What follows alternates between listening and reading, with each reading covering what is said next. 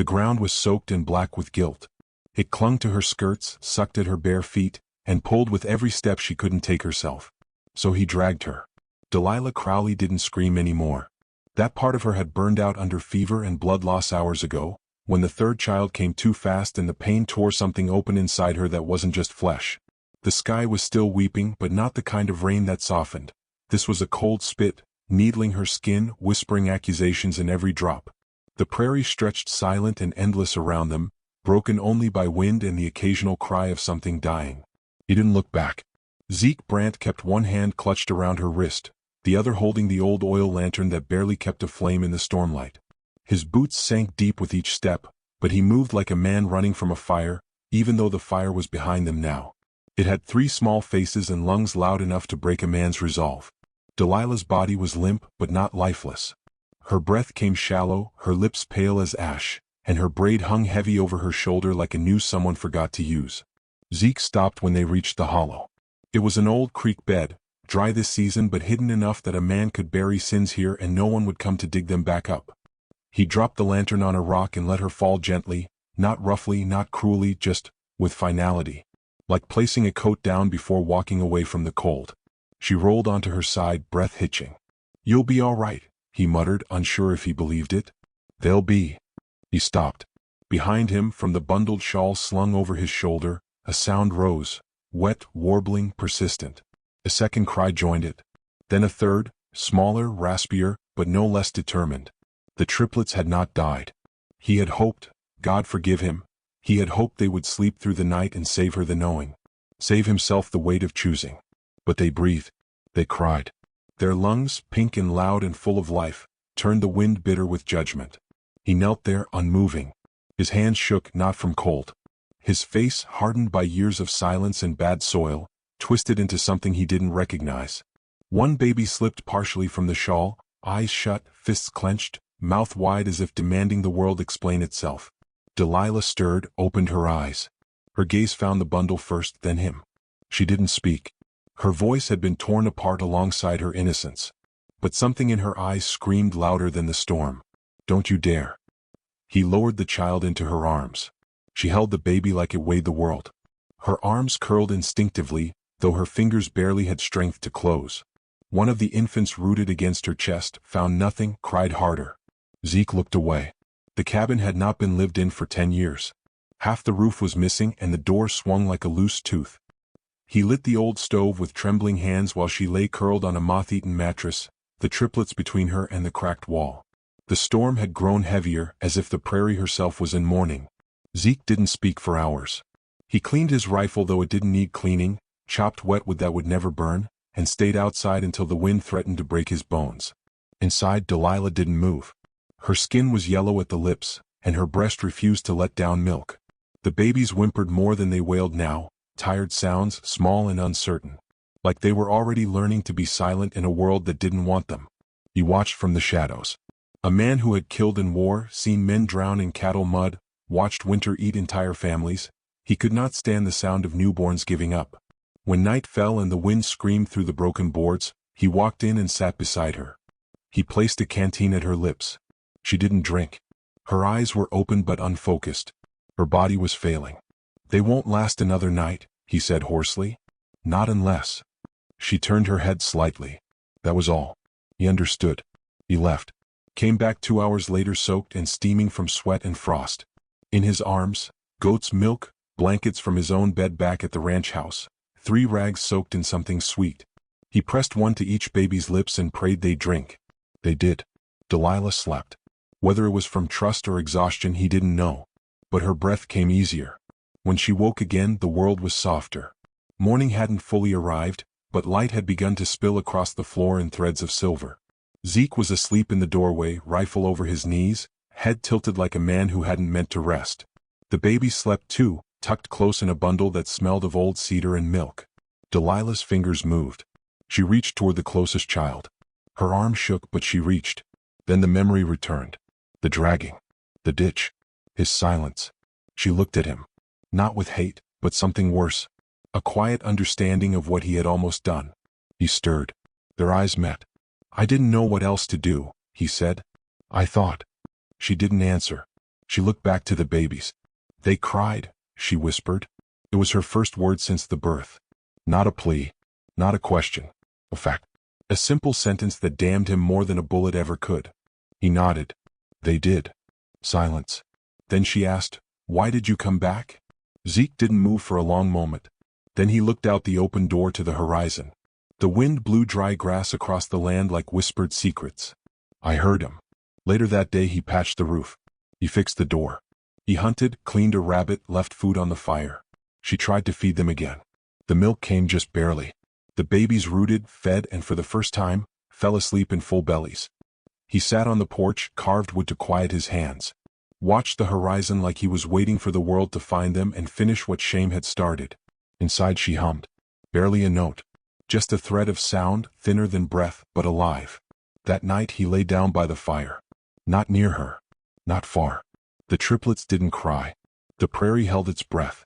Somewhere beyond the hills, the town still gossiped. The preacher still preached.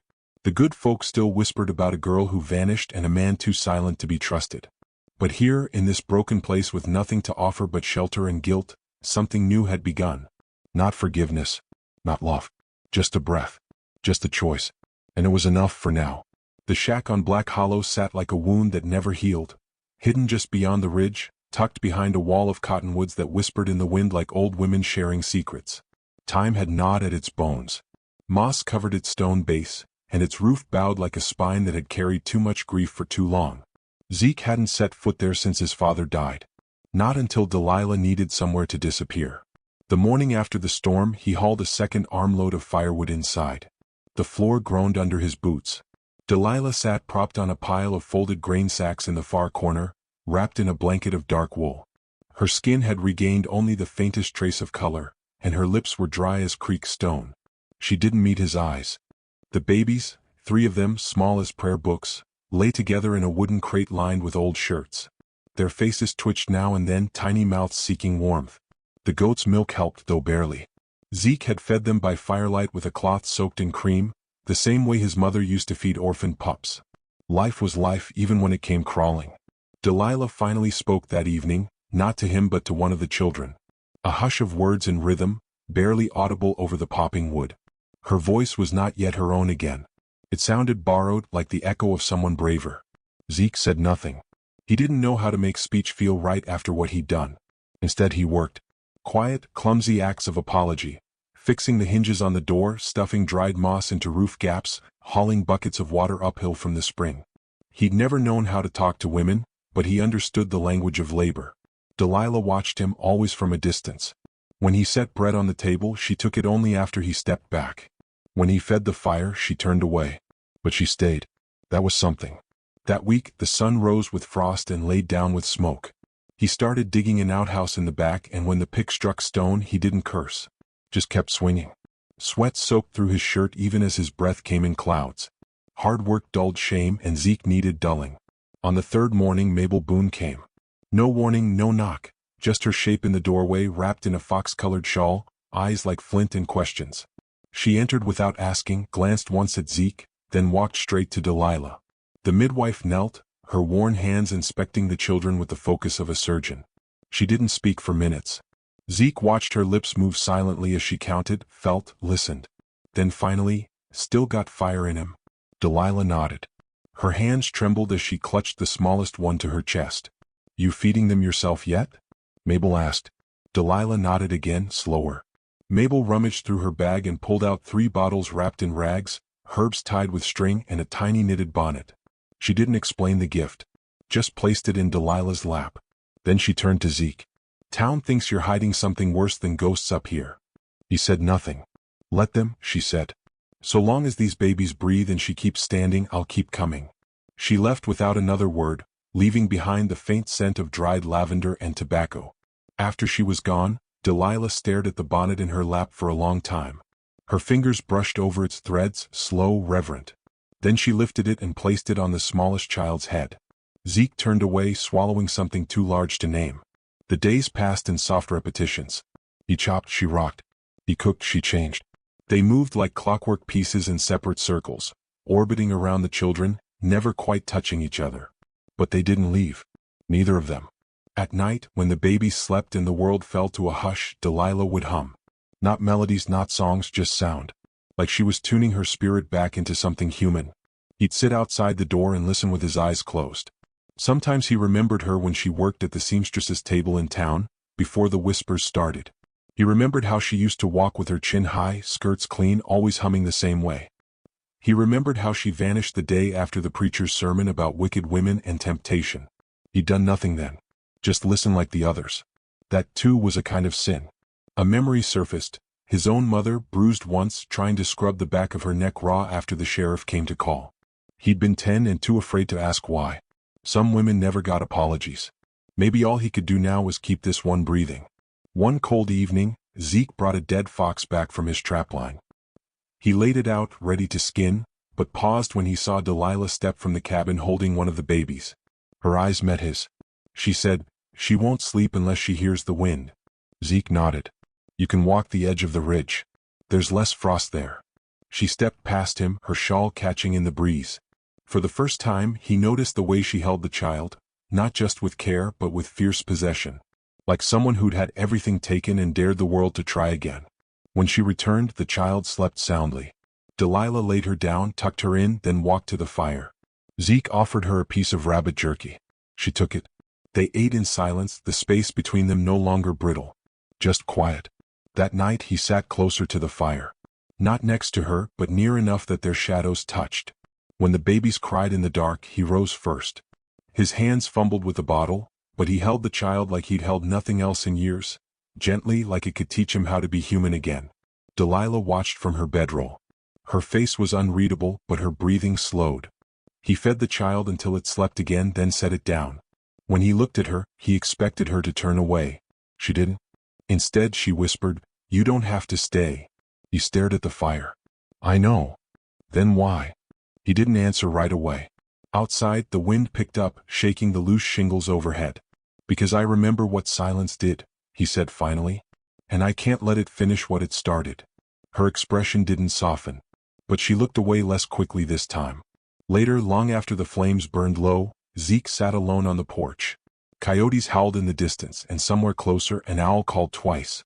The prairie felt wide and ancient again, as if listening. He lit a match, stared at it until it burned down. In the window behind him, Delilah rocked one of the babies and hummed something low and broken. The sound wasn't joyful, but it was alive. And for now that was enough. The town of Three Pines didn't need proof to pass judgment. It only needed a sound carried on wind, a baby's cry that wasn't accounted for, heard too far from where decent folks were supposed to raise families. Children at the schoolyard whispered of hearing wails from the ridge near Black Hollow. "Ghost babies," one boy said. "No," said another, more solemn. "It's a witch." By the time word reached Maureen Ellison, the preacher's wife, it had already curdled into something poisonous. She clutched her apron tighter and whispered to her husband that the devil walks gentle when he wears the face of a woman who sins and still sings lullabies. Sheriff Tom Whalen had known Delilah Crowley since she was waist-high and full of spitfire. He remembered how her father used to stomp around like thunder, and how her sister ran off with a peddler after a sermon. He remembered Delilah working quiet hours in the dress shop, fingers nimble and back straight, until the day she didn't show. She hadn't returned. She hadn't asked for help. And when she vanished, no one looked long. Shame in this town was considered a self-inflicted wound. The kind you're supposed to bleed from quietly. But now the town was stirring. And secrets don't keep well when children start telling ghost stories with names attached. One morning, Mabel Boone found the sheriff at the pump well behind her shop, half pretending not to be waiting. "You knew," he said without looking at her. "I know many things," she replied, her voice like dried leather softened by years of use. "She's up there, ain't she? At the old Brant place?" Mabel filled her jug with slow precision. "If I say yes, what then?" "I don't know," Whalen muttered.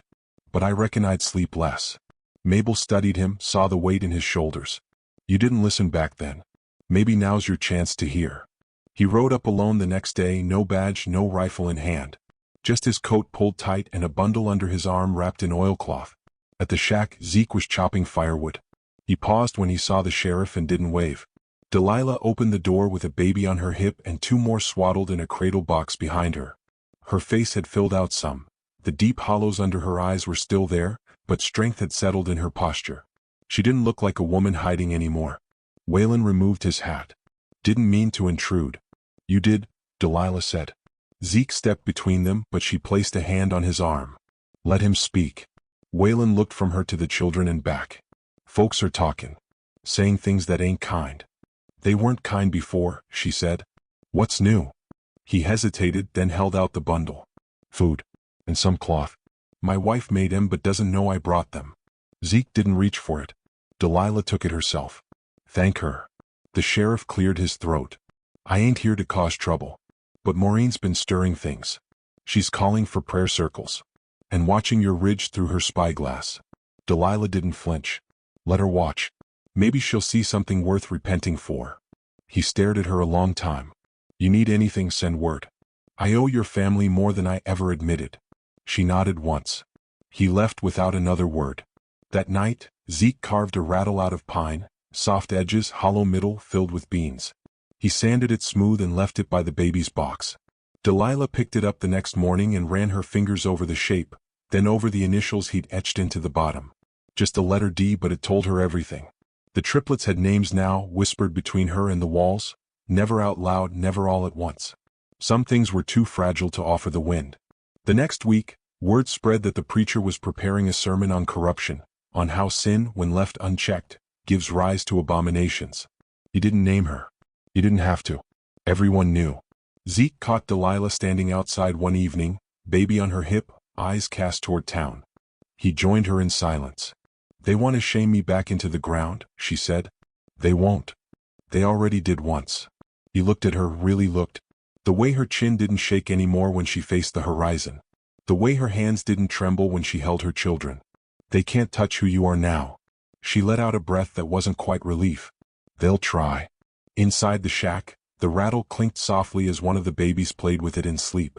A sound like wind chimes in a forgotten garden. Later that week, Mabel came again, more urgent this time.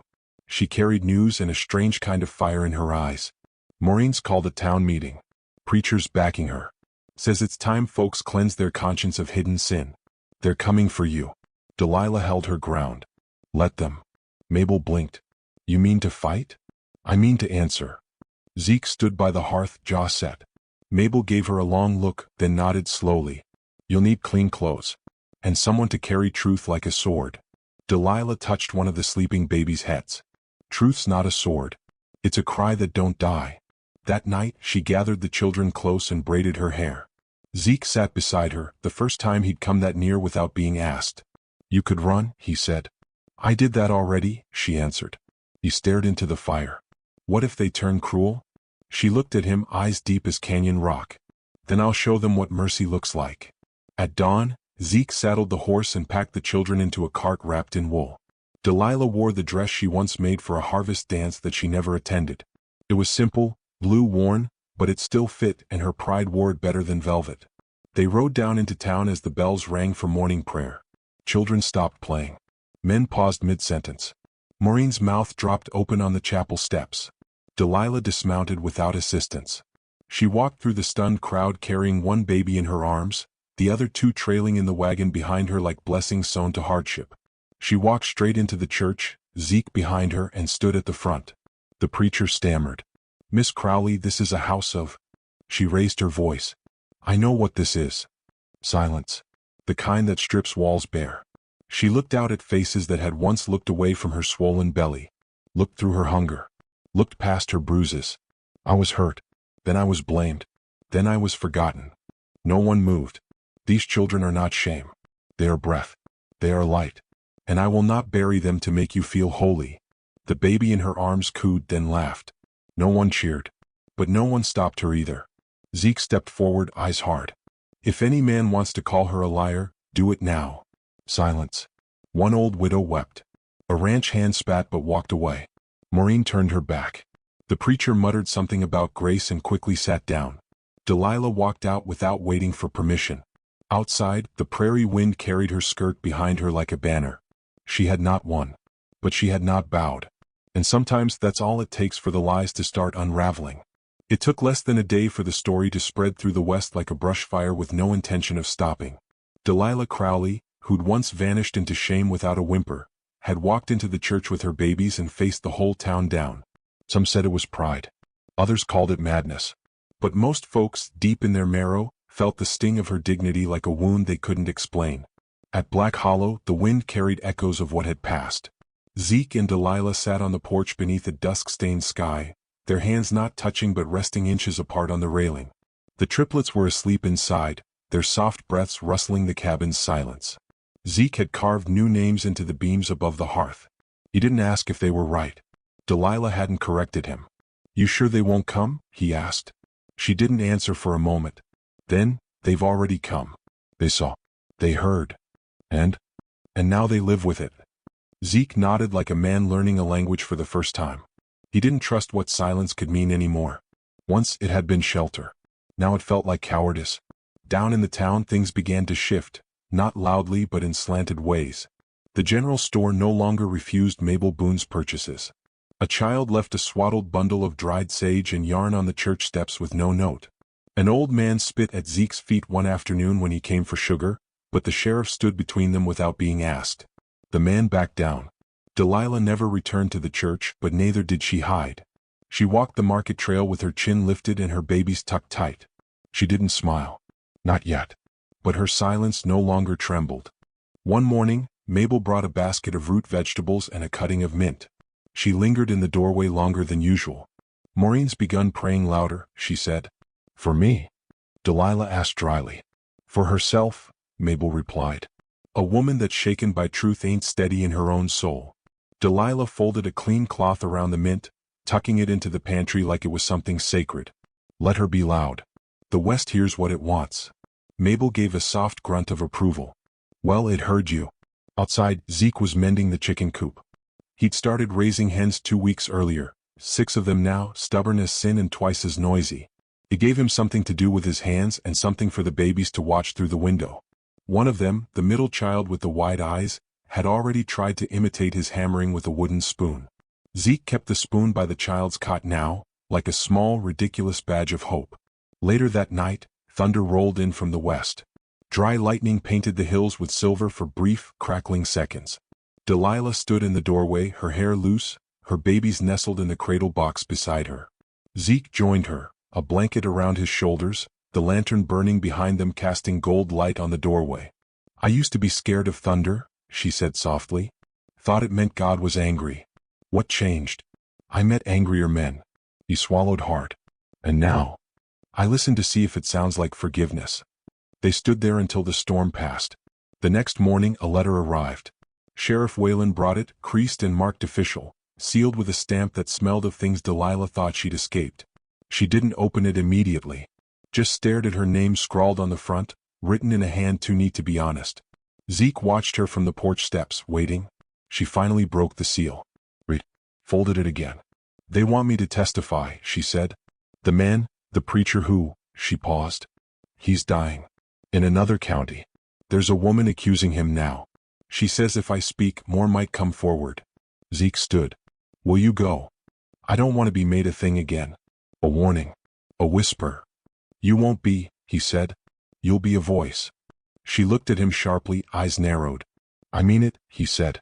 "You don't owe anyone your pain. But if you choose to speak, it's yours now, not theirs." She nodded slowly as if tasting the weight of choice. 3 days later, she left the babies with Mabel and took the wagon south with Zeke beside her. The journey was silent but not empty. He handed her water. She shared a dried apple slice. At night, they sat close beside the campfire, shoulder to shoulder, sharing heat without words. At the courthouse she spoke. Not for the room, not even for the other woman. She spoke like a stone falling into a still pond, quiet, certain, irreversible. The preacher did not look at her. He wept. The crowd shifted like cattle sensing the edge of something deep. And when she left the building, no one stopped her. No one dared. Outside, Zeke waited. She stepped down the courthouse stairs slowly, her dress catching in the wind. At the last step she faltered. He moved to catch her, but she caught herself. Then she did something she hadn't done in months. She rested her head against his shoulder. Only for a moment. But it was enough. They returned to Black Hollow under the weight of a different silence. A cleaner one. Mabel handed her the children, and Delilah held them like she was holding her own breath made flesh. That night, the babies fell asleep before the fire died. Zeke sat beside her, sharpening his knife without needing it. She rocked the smallest one in her arms. "You think folks'll ever forget?" she asked. "No," he said. "But they might remember different." "Then maybe that's enough." He didn't say more. Just looked at her, the slope of her neck, the curve of her back, the way she held their future without flinching. And for the first time since that night in the ditch, he smiled. Outside, the prairie was quiet. But somewhere beyond the hills, the west heard her. And it listened. Spring came late to Black Hollow, tiptoeing in with wildflowers and muddy trails. The snow had melted into memory, but its silence lingered in the way the earth held breath before blooming. Delilah knelt by the porch in a patched cotton dress, her hands buried in the soil. The triplets sat nearby beneath a crude sunshade Zeke had rigged from old canvas, each child discovering the world one blade of grass at a time. She pressed seeds into the ground, beans, mostly, and a line of wildflower bulbs Mabel had insisted would make the place feel less haunted. Every press of her finger was an act of refusal. Refusal to vanish. Refusal to be erased. Refusal to be only what had happened to her. Zeke watched her from the edge of the chicken coop, hands resting on a fence rail he'd fixed last week. His shoulders had changed. Not in size but in the way they carried him, less guarded, more grounded. There was less of the man who dragged her through the mud and more of the one who now walked beside her, without demand or defense. That afternoon a rider came. Dust rose before him like smoke. The sheriff's deputy, a boy with a badge too big for his chest, reined in outside their gate, looking uncertain. Zeke met him halfway. "They're calling another inquest," the deputy said. "This time it's not just the preacher. Turns out a few others are tangled in it. They're a skin for Miss Crowley again." Zeke's jaw worked silently. She gave her truth. "Judge says that truth changed things. They're opening something wider now. Says if she'll speak again they'll hear it differently this time." Zeke glanced toward the cabin. Delilah was feeding one of the babies, hair tied back, gaze calm. "I'll tell her," he said. That night, they sat at the kitchen table after the babies were put to sleep. The wind rattled the shutters, gentle but restless. "They want more of me," she said, voice low. Zeke nodded. "You don't have to give it." "I know." She rubbed her hands together, palms worn and clean. "Do you ever feel like you were born for more than what people made of you?" He blinked. "No one ever asked me that. I'm asking now." He sat back, studying her. "I think I was born for silence. But maybe that was just what I was taught." Delilah's mouth tugged at the corner, something between a smile and a scar. "I was taught to disappear," she said. "Now all I do is show up." She didn't decide that night. She let the question sit like dew on grass, uncertain, quiet, waiting for sun. 3 days later she sent word. She would speak. The second testimony wasn't about names or wounds. It was about systems, about hush money and coward men, about how the town had looked away until they could no longer pretend they hadn't seen. When she stepped down, the courtroom was silent. Not shocked, listening. The judge dismissed her with a nod and a quiet, "Thank you." Zeke stood at the door, hat in hand. She took his arm without asking. Back home they returned to routines, feedings, wood chopping, patching leaks. But something had shifted, a current beneath the quiet. One night as they stood by the fire, Delilah said, "I want to name them out loud now." He nodded. She whispered 3 names, soft, lyrical, none borrowed from the past. Then she looked at him, a question in her eyes. He swallowed. "May I take their names too? I mean not as father, but as someone who'd fight for them if it came to it." Delilah smiled then. "A real one. You already do." Later that spring word arrived from town. The preacher had died. The new pastor was a woman. Maureen Ellison had gone east to see her sister, though rumor said she left in shame after being called to testify and refusing. Mabel Boone brought a pie, muttered, "Peace tastes better than gossip," and rocked one of the babies with the comfort of someone who had seen too many births not to love them all. The triplets took their first steps within days of one another. Zeke built them a fence to keep them from wandering too far. Delilah painted their footprints on the wood in leftover milk paint, 3 small imprints in white side by side. One night, as a storm brewed on the horizon, Zeke found her on the porch with a child on her lap. Thunder grumbled low, and lightning flashed silver behind the trees. "I used to be afraid of storms," she said. "And now I teach them to dance." He looked at her, this woman he once dragged through mud, now growing things with her hands. "I'll never be proud of what I did. I'm not asking you to be. But I'm here now." She looked at him long and steady. "And staying is harder than running." The rain came gently. Not a roar, just a hush like the land exhaling. Inside, the children slept, their breath steady. Delilah turned to him, her hand brushing his lightly. Not seeking, not testing, just touching. I think I'm ready, she said. For what? To grow something that won't hurt. He took her hand fully then. No permission asked, no promise made, just presence. In the weeks that followed, the garden bloomed. Not perfectly, not abundantly, but enough. Each row a testament. Each sprout a breath of defiance. The town slowly forgot its cruelty, or at least stopped saying it out loud. Some folks nodded now when she passed. Others looked down. But no one spit, and that was enough. One morning, as the sun cracked through the clouds and warmed the porch with gold, Delilah stepped out with a child on each hip and one toddling beside her. Zeke waited by the gate, ready to walk with them. They didn't speak. They didn't need to. Their shadows stretched behind them, long and sure. And when the wind picked up, it carried no lies, only laughter. If you ever find yourself walking a road too long, carrying silence that feels heavier than grief, remember this. Some truths are not shouted, they are planted. In soil, in skin, in the hush between heartbreak and healing. And when they bloom, the world will hear. Even the West. Especially the West.